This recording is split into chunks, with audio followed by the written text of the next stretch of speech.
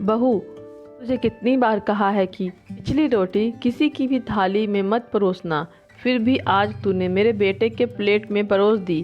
कितनी बार तुझे एक ही बात समझाऊं, इतनी छोटी सी बात तेरे दिमाग में क्यों नहीं घुसती। ऐसा कहते हुए लीला जी थाली से पिछली रोटी निकालकर गुस्से से नीना के हाथों में पटक कर रख देती हैं और कहती हैं, इसे तू खाया कर। 100 दफ़ा मैंने तुझसे कहा है कि घर के मर्दों को पिछली रोटी नहीं खिलाते, फिर भी परोस आती है। अरे घर के मर्द पिछली रोटी खाएंगे तो ज़िंदगी में कभी आगे नहीं बढ़ पाएंगे, हमेशा पिछड़े ही रह जाएंगे। इसीलिए तो कहती हूँ कि तू खाया कर। ऐसे भी तुझे कौन सा दुनिया से आगे निकलना है जो तू नहीं खाती ये पिछली रोटी। गुस्से से लीला जी कहती हैं, माँ जी मैं ही खाती आई हूँ, जब से इस घर में ब्याह कर आई हूँ, पर आज वो आटा थोड़ा सा ही बचा था और खाने के लिए सिर्फ ये और मैं ही बचे थे, तो मैंने इनकी थाली में वो रोटी परोस दी थी, क्योंकि रोटी एक आदमी के खाने भर की ही थी।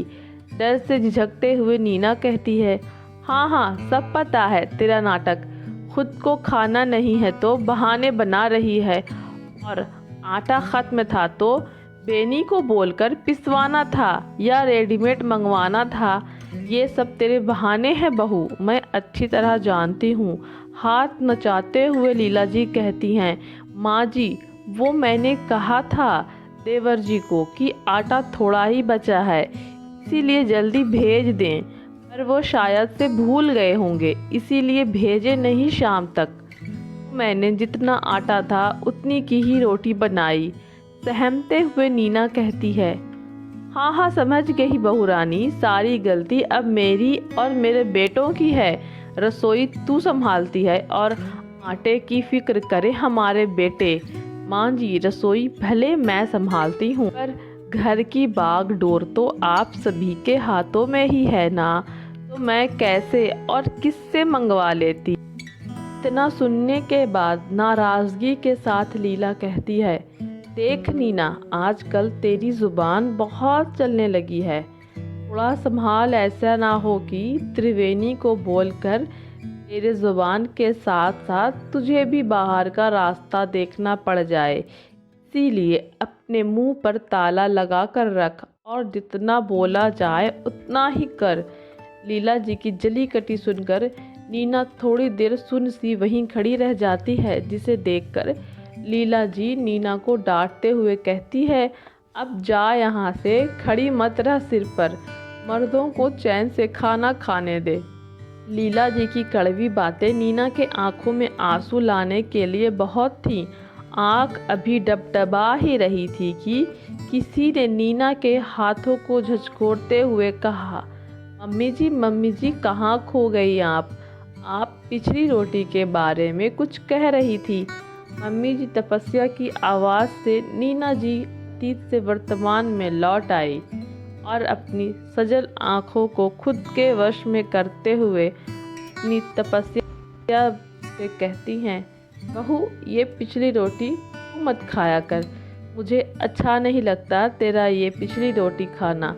ऐसा कर, कल से एक छोटी रोटी सबसे अंतिम में बना देना और उसे कौवे को दे दिया करना। रसोई में सबके लिए खाना परोसती हुई तपस्या के गालों को छूते हुए नीना जी कहती है, पर क्यों मम्मी जी, रोटी तो रोटी होती है, पहली या आखिरी क्या फ़र्क पड़ता है।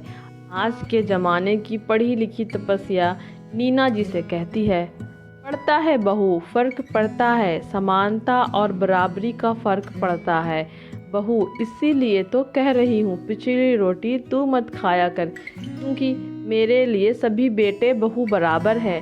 नीना जी खुद पर बीते कल की कहानी को याद करके कहती है, ठीक है माँ जी, आप जैसा उचित समझे, कहकर तपस्या टेबल पर प्लेट लगाने चली जाती है और नीना जी फिर से अतीत के गलियारों में इतना फ़र्क करती थी मेरी सासू माँ मुझ में और सभी बहुओं में। जब मैं अकेली थी वो भी पिछली रोटी मैं ही खाया करती थी, और जब देवरानियाँ आ गई वो भी मैं ही खाया करती थी पिछली रोटी, क्योंकि सासू माँ की नज़र में ही सबसे पिछड़ी थी और उनके मरते दम तक भी रही। पर मैं अपने घर में ऐसा नहीं होने दूंगी, क्योंकि मेरे लिए सभी बेटे बहू एक बराबर हैं। नीना जी, कल की आप बीती से सीख कर अपने आज को सुधार लिया था। अब वो बहू थी इसीलिए झेल गई, पर अब वो सास थी इसीलिए किसी को झेलने नहीं दी। दोस्तों, कई घरों में पहली और पिछली रोटी के बारे में इस तरह की धारणा होती है। पहली रोटी अक्सर गाय को दी जाती है और पिछली रोटी कौवा या कुत्तों को खिलाई जाती है। आपको कहानी कैसी लगी ज़रूर बताइएगा, और पसंद आए तो लाइक, कमेंट और शेयर करें। आप मुझे फॉलो भी कर सकते हैं।